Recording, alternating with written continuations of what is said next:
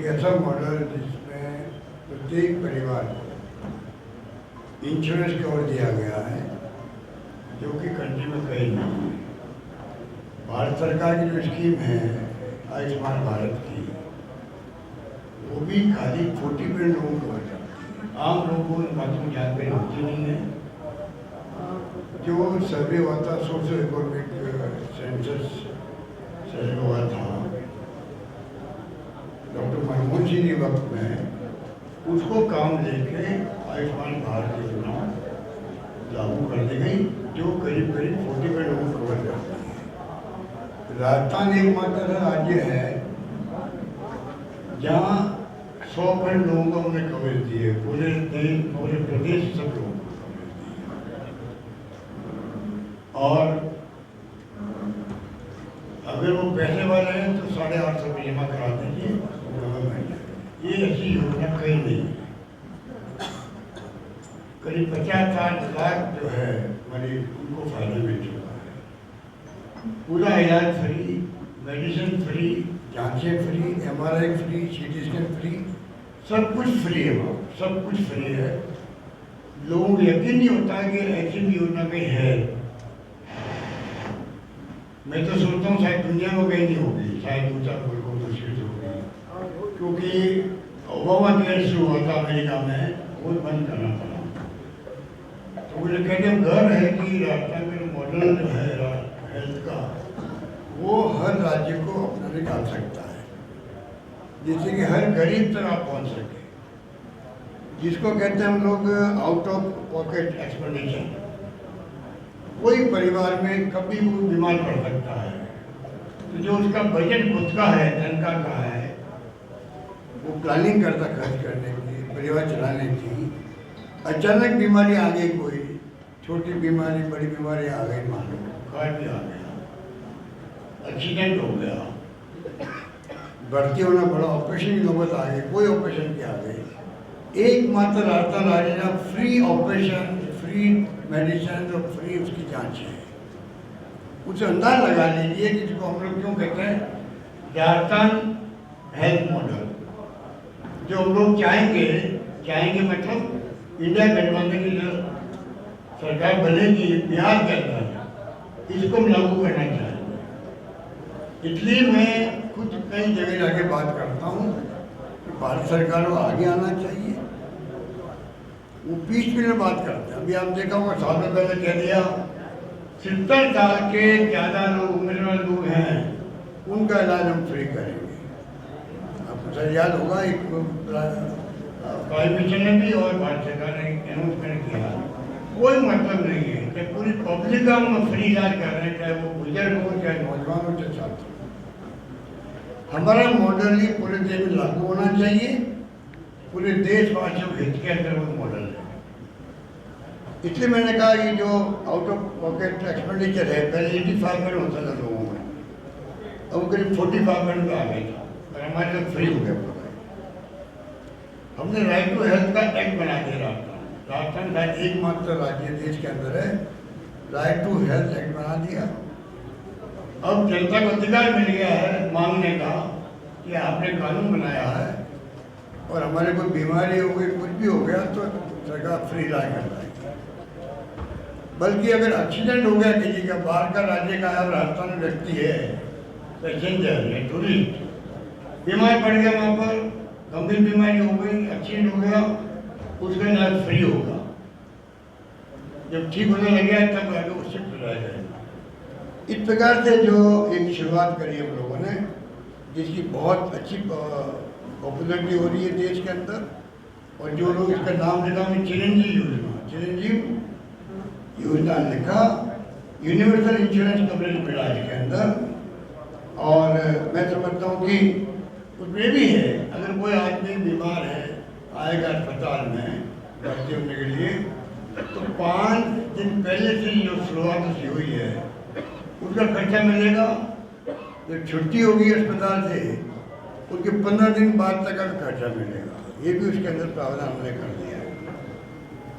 और वो यदि स्वस्थ होंगे तो राज्य भी स्वस्थ हो गया, जनता भी स्वस्थ होगी। लेकिन बीजेपी जिस तरह से उनकी स्वास्थ्य पर राजनीति कर रही है, वो स्वास्थ्य पर राजनीति कर करके उनको वर्तमान में जो गृह मंत्री का जो वक्तव्य है उसमें उन्होंने कहा कि अभी वो हमारा मुख्यमंत्री का चेहरा है, लेकिन ये चुनाव के बाद फिर हम डिसाइड करेंगे कि वो हमारा चेहरा होंगे कि नहीं होंगे। इसलिए उनके स्वास्थ्य के लेकर के कांग्रेस पार्टी के तमाम कार्यकर्ता नेता चिंतित हैं। चूंकि देश बिहार के मुखिया हैं, उनको स्वस्थ रहना जरूरी है, लेकिन उनके स्वास्थ्य पर जिस तरह से बीजेपी राजनीति कर रही है, उनको जो है एक्सपोज कर रही है, ये काफी दुर्भाग्यपूर्ण है और ये बीजेपी उनके स्वास्थ्य को लेकर के सत्ता में घुसने की प्रयास कर रही है।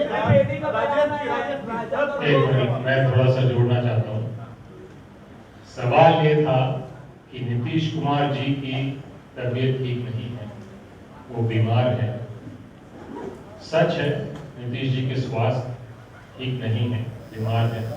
हम चाहते हैं कि वो जल्दी ठीक हो, लेकिन आज का प्रेस वार्ता का विशेष मुद्दा ये है कि देश में सबसे ज्यादा बीमार प्रदेश बिहार है।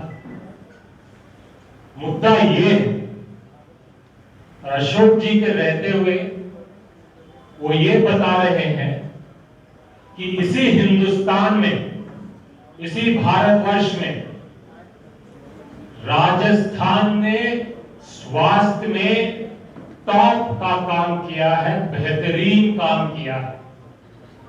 तो जो आज डबल इंजन सरकार के वजह से, और डबल इंजन की सरकार कौन?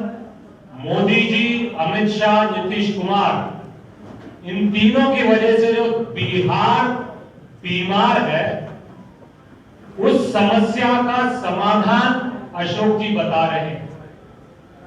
बिहार के लिए हेल्थ विजन बता रहे हैं, बिहार के लिए आगे का रोड मैप बता रहे हैं। और ये कोई कहीं बात नहीं है, सिर्फ चुनावी जुमले नहीं है। राजस्थान में इन्होंने करके दिखाया। क्या करके दिखाया?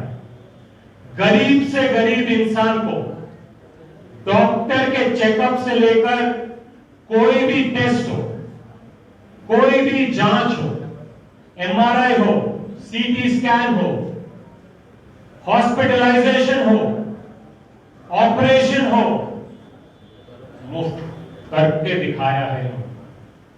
उन्होंने ये भी बात बताई कि बड़ी से बड़ी बीमारी गरीब से गरीब आदमी के लिए भी इनकी चिरंजीवी योजना उनको जीवन दान देती थी।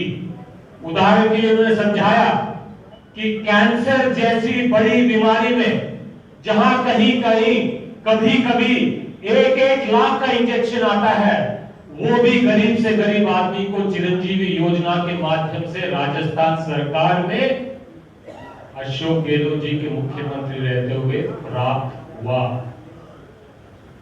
एक और बात उन्होंने कहा कि ये जो चिरंजीवी योजना थी, राजस्थान के सबसे गरीब इंसान के लिए सिर्फ सरकारी अस्पताल नहीं, प्राइवेट अस्पताल में भी इलाज होता था।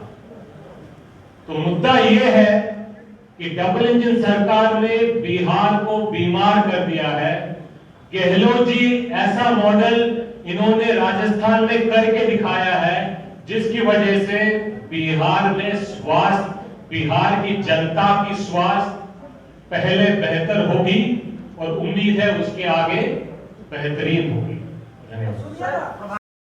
मानदा समाज की बैठक, उसका दावा है कि जो इस्लाम मुसलमान है वो उसके साथ आ रहा है, क्या कहें? जी, हमें विश्वास है कि हम जो बात कर रहे हैं, हम कमाई, पढ़ाई, दवाई, सामाजिक न्याय की बात कर रहे हैं।